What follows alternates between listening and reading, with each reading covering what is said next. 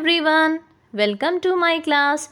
Today I am here for a new video, that is Business Studies class 11th. So let's start today's topic. Today we shall discuss chapter 1 of Business Studies, that is Nature and Purpose of Business. Dear students, in this video we will come to know about what is business, what is its nature, and in this video we will discuss business and its characteristics. So let's start. First of all, we should know business is included in which kind of activity, because every human being performs many activities. So first of all, we should know what is human activities. Human activities are those activities which a human being performs to meet his requirement. Means हर एक इंसान अपनी किसी ना किसी need को satisfy करने के लिए जो भी एक्टिविटी करता है उसे हम क्या कहते हैं बच्चों? ह्यूमन एक्टिविटी कहते हैं. अब ह्यूमन एक्टिविटी जो है वो दो तरह से हो सकती है. कुछ एक्टिविटीज़ होंगी इकोनॉमिक, कुछ एक्टिविटीज़ होंगी non economic. So we can say human activities can be distributed into classification, into parts, economic activities and non economic activities. Now, what is an economic activity? Economic activity refers to that activity which is done for earning money. Means जो भी activity हम करते हैं पैसा कमाने के motive से उसे हम क्या कहते हैं बच्चों? इकोनॉमिक एक्टिविटी कहते हैं. फॉर एग्जांपल एक जो हम कह ले एक शू मेकर जब शूज़ सेल कर रहा है तो there the main motive is to earn money. वो पैसे कमाने के लिए वो काम कर रहा है. कोई भी पर्सन कोई भी बाइंग एंड सेलिंग से रिलेटेड एक्टिविटी कर रहा है, कोई भी पर्सन कोई सर्विस प्रोवाइड करवा रहा है with the purpose of earning money, तो हम कहेंगे वो क्या कर रहा है? वो इकोनॉमिक एक्टिविटी कर रहा है. Next, what is non economic activity? अब कुछ काम ऐसे होते हैं जो हम पैसा कमाने के लिए करते हैं, लेकिन ज़रूरी नहीं है हम सारे काम जो है पैसा कमाने के लिए कर रहे हैं. There are some activities which are done for getting some mental satisfaction which are not for earning money but for only mental satisfaction. For example हम क्या करते हैं? कुछ चैरिटी करते हैं, कुछ चैरिटी के काम करते हैं, किसी की सोशल वेलफेयर के लिए कोई काम करते हैं, तो वहाँ पर हमारा मोटिव क्या होता है बच्चों? वहाँ पर हमारा मोटिव होता है कि हम क्या करें? हम अपने आप को मेंटली सेटिस्फाई करें. हम किसी मंदिर में जाकर कुछ दान करते हैं, हम किसी क्लब में जाकर कुछ दान करते हैं, डोनेट करते हैं, तो कोई सोशल वर्क करते हैं, तो वो हमारी क्या होती है? Non economic activity.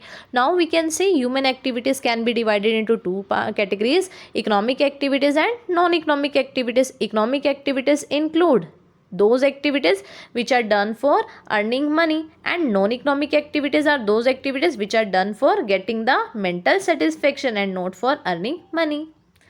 Now, what are the types of economic activities? Economic activities can be of mainly the three types: business, profession, employment. Business, profession, employment. Now, what is business?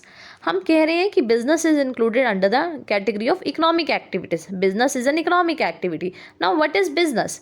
Business refers to all those activities which are concern with the production और purchase and sale of goods and services with the purpose of selling them at a profit. Means हम जो भी activity करते हैं अपने business में goods and services को sale करने से रिलेटेड और प्रॉफिट कमाने के लिए, तो उसे हम क्या कहते हैं? Business.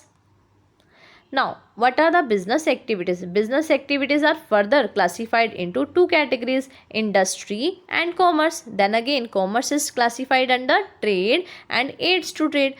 In the further videos, we shall discuss about these. Now, we have the characteristic of business. If we want to say any activity is business activity or not, we will see what are the features of business. Business के कुछ features हैं बच्चों हमारे सामने. There are 6 features of business. Number 1, an economic activity. The first main feature of a business is that business is an economic activity. Business is an economic activity because business is done, any business activity is done for earning money. हम कोई भी activity करते हैं, selling and buying की activity करते हैं या purchasing की एक्टिविटी करते हैं, कुछ भी एक्टिविटी करते हैं बिजनेस से रिलेटेड, तो वो एक इकोनॉमिक एक्टिविटी होती है where the main motive is to earn money through the exchange of goods and services with the purpose of earning money. हम पैसा कमाने के लिए जब भी कोई एक्टिविटी करते हैं, बाइंग एंड सेलिंग की, एक्सचेंज की एक्टिविटी करते हैं, तो उसे हम क्या कहते हैं? Business. Next, second feature of business is exchange of goods and services. in the business there must be an exchange of goods and services. It is essential. अगर हम कोई भी चीज़ परचेज करते हैं अपने पर्सनल यूज़ के लिए तो that activity will not be called business. For example, if the shopkeeper purchases some material for his domestic use, अगर वो अपने घर के लिए कोई चीज़ें खरीद रहा है तो और वो आगे सेल करने के पर्पज से नहीं खरीद रहा है तो उसे हम बिजनेस नहीं करेंगे. But if one purchases the material for selling it to another shop, selling it to some other dealer, then it will be known as the business. ठीक है, जैसे कि आप अगर एक स्कूटी परचेज कर रहे हैं उसको खुद के यूज़ के लिए तो हम उसे बिजनेस नहीं कहेंगे. But if our business is to buy the scooties and to sell it to some other person for the purpose of making some money, then it will be known as the business. So there must be some exchange. Exchange means buying from one side and selling to other side. Next feature of business is regularity. Regularity in dealing. What does it mean?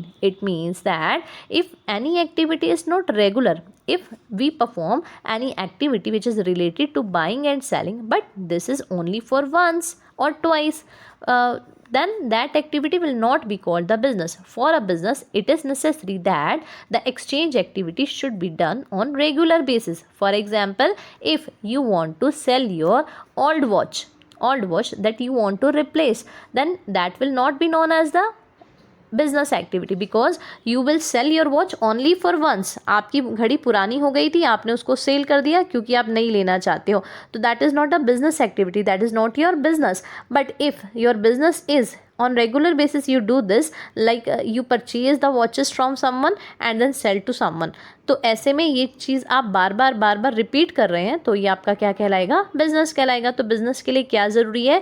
The dealing must be regular. Dealing जो की जा रही है, जो cell purchase की activity की जा रही है, वो रेगुलर बेसिस पर होगी. In the absence of regularity the transaction will not be called the business. Okay, चलिए नेक्स्ट फीचर पर आते हैं बच्चों, profit motive. Another feature of business is that any activity will be known as business only when the purpose is to earn profit. Purpose is to earn profit. If any activity is done but not with the motive of earning profit, then that activity will not be known as the business. तो business के लिए क्या ज़रूरी है कि आपका जो motive हो उस एक्टिविटी के पीछे वो प्रॉफिट कमाना हो. आप अगर ऐसे ही कोई बिजनेस कर रहे हैं, फॉर एग्जांपल एक पर्सन एक चैरिटेबल डिस्पेंसरी खोलकर बैठ जाता है सिर्फ चैरिटी करने के लिए फ्री में, उसका कोई मोटिव नहीं है प्रॉफिट कमाने का, तो उसकी एक्टिविटी को हम बिजनेस नहीं कहेंगे. Next feature is element of risk.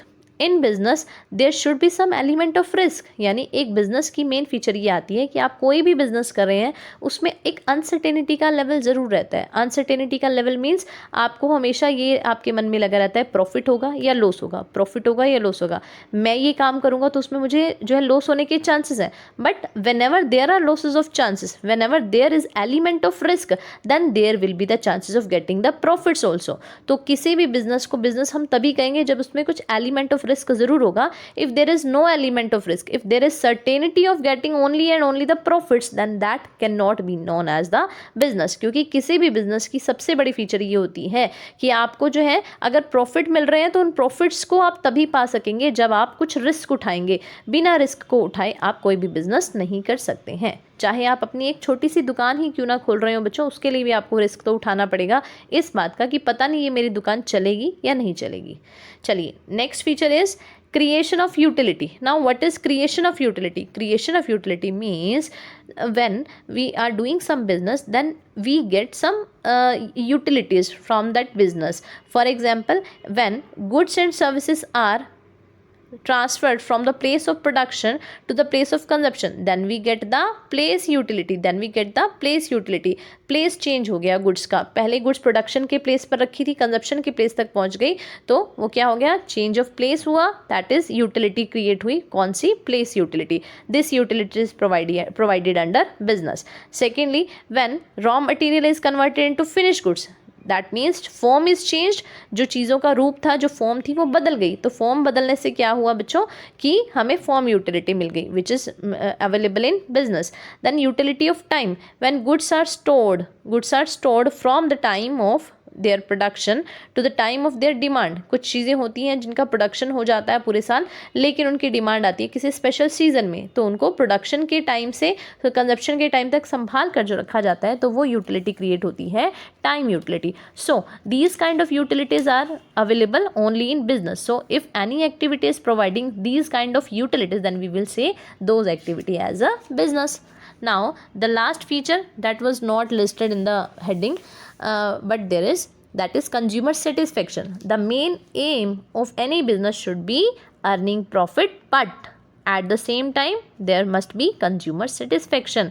आज के टाइम पे कोई भी बिजनेस अगर चल रहा है तो उसका मेन मोटिव क्या होगा, अपने कंज्यूमर को सेटिस्फाई करना, क्योंकि कंज्यूमर को सेटिस्फाई किए बिना ना तो हम अपना प्रॉफिट कमा सकते हैं, ना ही हम अपने बिजनेस को एक्सपेंड कर सकते हैं. So a businessman should make goods and services available according to the taste of the consumers to get success in the market. He will supply only and only those goods, he will supply only and only those services which consumer want for his satisfaction. So these are the features of business. Thank you students. In the next video we shall discuss the further concepts. Thank you.